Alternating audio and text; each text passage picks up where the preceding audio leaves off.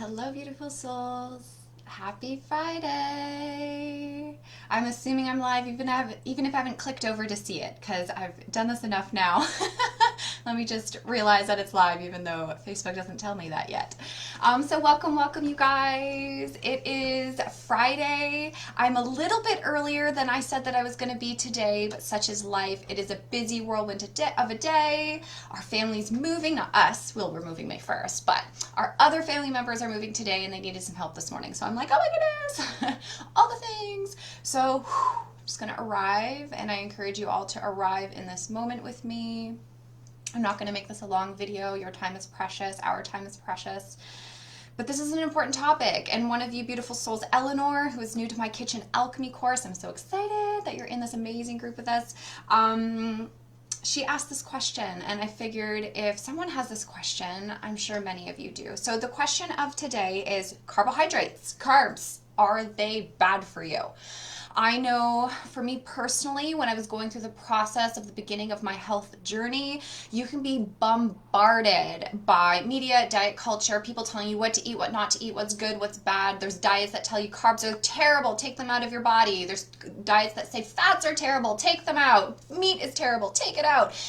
And the perspective that I'm going to bring to this today is to help you to simplify all of the things that are thrown at us and help you to learn really what carbs are and what the difference between good and bad carbs are and how you can kind of take the stigma of bad off of it. I am really not a fan of labeling things as bad. Nuh-uh. I find what happens, especially because we all have an ego which wants to sabotage us at every turn. The second we say, no, don't eat that, that's bad, that's off limits. Do you know what ego does? It goes and eats more of that. So the language that I want you guys to adopt today is it helpful or is it not helpful? The end. My goal is to be healthy, happy, and whole. So if I'm going to eat this particular carb, and we'll go through the individual carbs, is this carb helpful in me reaching my goal, or is it not helpful in me reaching my goal? That's a much better way to approach this topic. Hey, Michelle, I love you. Welcome. Robin, I love you. Welcome. All my soul sisters, thank you for being here. So this is a good topic today. I know a lot of us, like you, Robin, you have a sensitivity to carbs, so it's really good to kind of get a really big picture about what this is. There's our brother and sister. Tom's going to go be with them for a minute. I wanted to get this over with so I can be fully with you and not delay this because, you know, it's important to me to show up for you guys when I say I'm going to be here. So let's break it down in the helpful category versus the not helpful category, which people like to say good and bad, okay? Another language on this when we're dealing with carbohydrates is the good, helpful side is whole and complex carbohydrates. And on the other side of not helpful / bad is the refined carbohydrates or the simple carbohydrates. So you might hear different languages on each side depending on what you're reading and looking at. So I first want to start with the quote unquote not helpful, bad, refined carbohydrates. These are the ones that give people the most problems. I love you too, Michelle. These are the ones that give people the most problems, and I will tell you why. It's because it takes what God made as being whole grain carbohydrates that are grown in the earth, and the refined carbohydrates means that just that it is refined. What it is, the wholeness of it has been stripped apart. So when you have a carbohydrate that contains bran, germ, the other word is endosperm, that is what makes up your complex carbohydrate. When you have a refined carbohydrate, the only thing that's left is the germ. So the bran is gone, which means your fiber is gone, the endosperm is gone, and so you literally are left with germ. And carbohydrates, when they're taken into the body, they get turned into glucose. Glucose is sugar. Your brain needs glucose to function. So glucose is essential. It's really important to get glucose. But it's the proper kind of glucose, the slow releasing glucose. When we're looking at the refined carbohydrates, they are such quick acting carbs that turn to glucose super fast. That's what causes those blood spikes in people. That's what causes the hi, oh my God, I have energy, and then crash because you're now burning off that blood sugar spike, basically.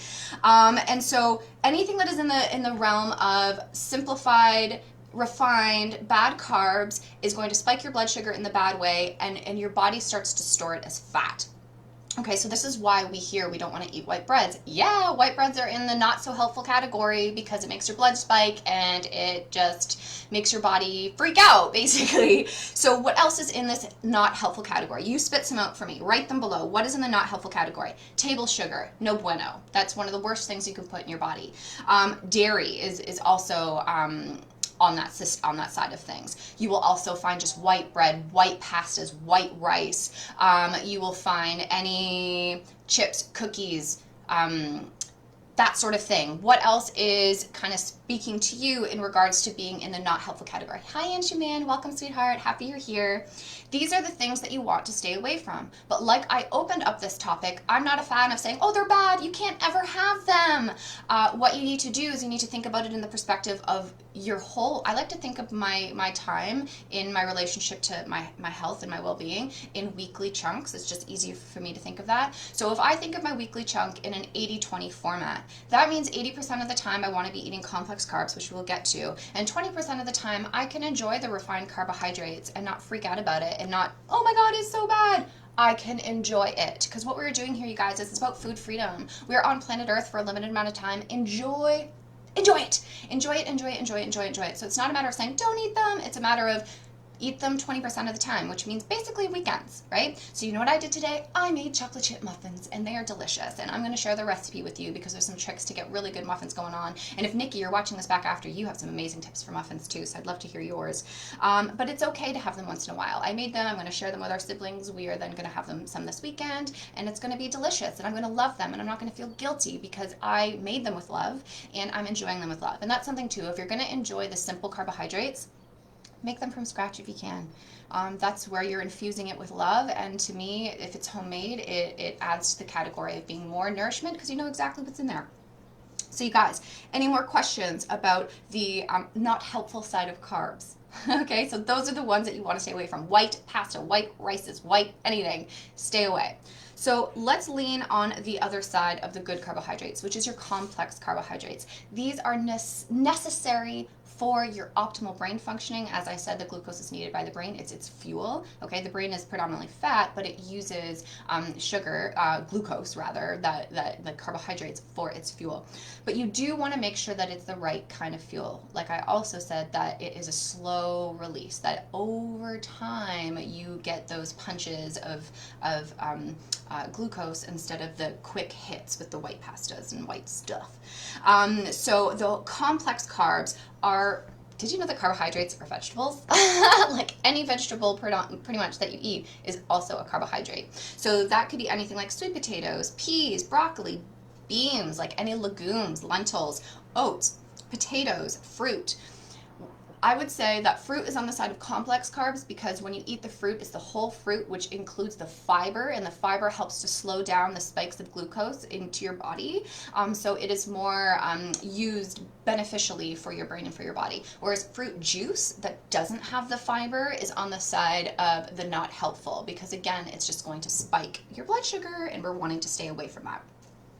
So we also want to keep in mind that the helpful whole complex carbohydrates contain so many more things within it that your body needs. So ready? Do you want to hear why carbohydrates are not bad and actually why real carbohydrates that aren't stripped of their nutrients are really important and necessary? Because listen to this, they have essential fatty acids, especially with when you have good quality like fiber in there, vitamin B, vitamin E, folate, zinc, magnesium, phytonutrients, and phytonutrients help your body to fight against diseases. So if you really do want to be healthy, you're actively needing to fuel your body with the nutrients that it needs to fight against diseases, to fight against free radicals, just protect your body. It's like its own defense system in a sense. And carbohydrates really are the body's main source of energy. It's our fuel. It's what fuels our body. It's our main source of energy. Carbohydrates are important. They're really, really important. But again, it's back to the quality and the kinds that you have. It's also really important for your central nervous system. So if you find that you tend to have bouts of anxiety or depression or fear or just like, oh my God, life is crazy beans, we need good quality carbohydrates to help support our central nervous system. So I would really be on the side of eating leafy greens, berries, lots of fruit. I personally love like whole grain pastas, quinoa, amaranth. What else? Oats, I've already said. But let's talk about bread specifically, because breads have been given a really, really bad rap. I love bread, but I try to eat it in the afternoon so that my body has enough time to break it down before I go to sleep. But it's the quality of bread. When you walk into a regular grocery store, all of those breads that you see in the bread aisle are junk for the most part. Okay, that is the whole, I've talked about this before with food rules, that there's 70,000 brand new items that are brought on the store shelves every single year that are vying for your food dollars.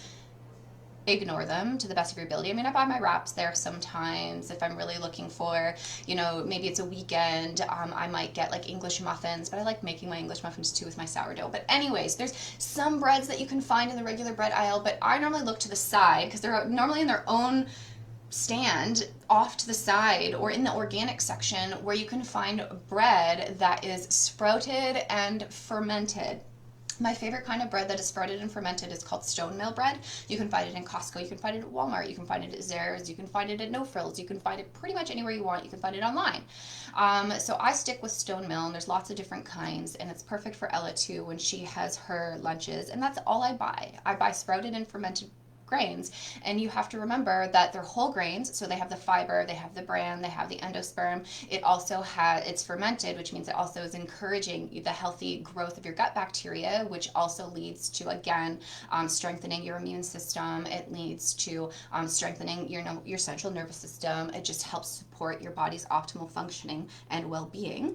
And so I try and stick to that brand and only that brand, or I make my sourdough bread, which is also fermented and also made from scratch, and the flour that I get is from a local bakery, so they stone ground it. It's whole grain. It's delicious. So that is my main thoughts about this, you guys. How is this landing on your heart? Are there any more good carbohydrates that you can think of that you want to add to here, or helpful carbohydrates? Is dairy bad, Brit? Well, we don't do dairy over here. Mind you, actually, that's not true. We will have cheese on occasion. I'll put cheese on our pizza. I'll sometimes put cheese in our wraps. But I try and find a quality, organic sourced dairy. Because if you think about it, especially, let's just talk about milk for a second. I'm not going to go long about this, but when we think about milk, you guys, milk obviously comes from a cow. The cows are restricted to a very small environment. They're supposed to be eating grass. That's what cows live on. But a lot of the time they're fed grain. And when they're fed grain, they then get inflammation, which is also what happens when we eat too many bad carbs, by the way. We get inflammation. Our body starts to protect itself. Just like if you hurt your ankle and then your ankle swells up, that inflammation is to protect the ankle. So your body is inflaming to try and protect itself against invaders, against problems. So the cows then often get sick, and then they have to be on antibiotics, and then they get the antibiotics, and then when they get milked, you are getting the inflammation, you are getting the antibiotics, you are getting their energy from being inside those dairy farms. If you've ever been to one, it's really not the best feeling. And so to me, I'm not the biggest fan of dairy. But you can find some local, loved cows that have really good quality milk, and in that sense, it's decent. Again, it's back to the source and where it comes from, and who is dealing with those cows and those animals, because it's also energy, right? We want to make sure that we're conscious of the energy that we have, and also I'm a really big fan of the environment, and cows are a really big contributor to global warming. So I'm just a big fan of leaning on the side of almond milk. I love almond milk, oat milk, stuff like that, but there are some people who eat milk, and if they choose the organic side of things, it's a better option, but it is a lot more expensive, so you're kind of like weighing the odds. But we don't really eat dairy over here except for cheese once in a while, and it's also high quality source. So that's my little thoughts on that. Is it okay to eat carbs in limited quantity with low glycemic index? I say yes. In a limited quantity, absolutely. I'm not a fan of saying no to anything at all whatsoever. I'm most conscious of saying no to things that have lots of white sugar, because lots of white sugar is really the most toxic thing for the body. But low glycemic carbs on an occasional basis are totally fine. And when you eat it, just make sure you chew it so that your amylase, which is a digestive enzyme in your mouth, in your saliva, starts to break down the carbs for you. And then and also make sure that if you are going to be eating carbs, to do your best to pair it with some sort of leafy green or vegetable of some kind, because your body needs extra help in breaking it down so that it can be, broken into its small particles, so that we then can extract the nutrients, and that, the food doesn't remain in our gut and start to ferment and rot and do all those nasty things. So helping the body to break down the carbs, if you are going to have carbs, is helpful to have like a salad or something with it to encourage that process. Michelle, sad face. Honey, don't, start with one thing at a time, okay? So if you're, let's say, working on carbs right now and trying to switch your carbs to, not helpful carbs to helpful carbs, focus on that. Just focus on that. If milk is still a part of your life and it's part of your family's lives, bless it, ask God to show you what could be a helpful substitute when you're ready, but just do one thing at a time. I don't want you to get overwhelmed with the changes with this. Just do one thing at a time. So decide what it is that you want to focus on first and tackle that. And you know what? The more that you are bringing in the fruits and the vegetables, that's what I want you to focus on first, is bringing in the fruits and the vegetables. You will slowly get rid of the bad stuff after, but really focus on just bringing in the vegetables and focusing on one thing that you really want to shift. If that's your carbs, great. If it's dairy, great. If it's getting out sugar, great. But choose one thing and maybe let us know what that one thing is, and I'll help to support you in that. We can support you even more in our Kitchen Alchemy course. And so I will share this video in there, and we can have more conversations in there after. But yeah, just one thing at a time. Don't overwhelm yourself, because then it becomes too much, right? So just one thing at a time. But it is important to remember this stuff, so that when you are going shopping, that maybe you'll pick the whole grain pasta instead of the white pasta, or you'll pick the whole grain rice instead of the white rice, and you just slowly make these shifts. And the more that you're eating healthier foods, the more your taste buds are changing, and the more you'll just naturally stop the dairy and things. It literally does happen quite naturally of itself alone in the right and perfect time. So no rush, none of that stuff. You will go to an organic farm. That's it. From now on. Amen. Amen, honey. That's the way to do it. It's a little bit more expensive, but in the long run, it's worth it, because what happens if you get sick? Then you got to pay for all your medication. You got to pay for doctor's bills if you're not in Canada.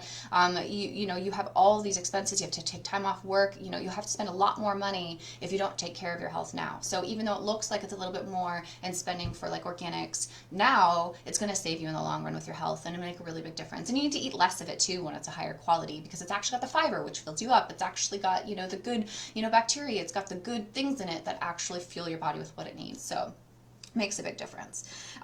So you guys, that's what I really wanted to kind of tune into today. So just to recap, we've got the whole and complex carbohydrates, which are things that have the whole grain intact. So it's like whole grain breads, whole grain pastas, whole grain rices, any fruits and vegetables, all of that good stuff, quinoa, amaranth, legumes, beans. But then on the other side, which is the simple and refined carbohydrates, the not helpful kind, table sugar, dairy, fruit juice, white bread, white pastas, chips, cookies, rice, pastries, all that stuff, no bueno, right? But we're doing our best, and at least stick to 80-20 for now. 80% of the time, eat whole and complex. 20% of the time, refined and simple. You're good. And remember, one thing at a time. So you're welcome, Michelle. You're welcome, everybody. Thank you for being here and for contributing. I, for some reason, can't get these talks less than 20 minutes. I am a talker. So thank you guys for being with me, holding space with me, learning from me and with me, and applying this to your best of your ability. Let me know also if you want me to go deeper into any of these topics. I will be back again next Friday for us to dive deeper into these ideas, and I look forward to it. So I love you guys. Have a beautiful weekend. Peace be with you. See you next week. Bye.